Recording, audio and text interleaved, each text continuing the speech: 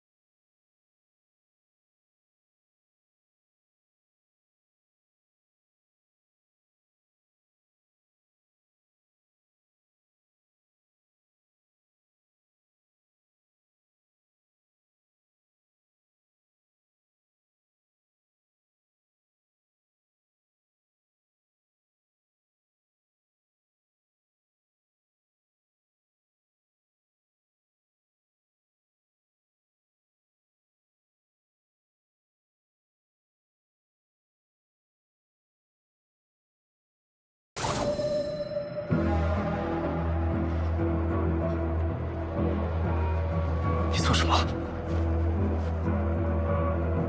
我想保护你，保护青之宫，请允许我最后一次任性。这是我父神的封神符，上面有他的上神实力，你解不开的，1天之后便会失效。浩之，你不能一个人去，若你有危险，我怎么办？快帮我解开！待我取回3宝，便立刻回青之宫。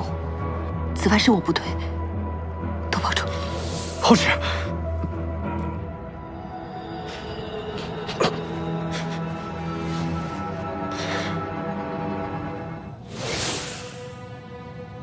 果然是镇魂塔。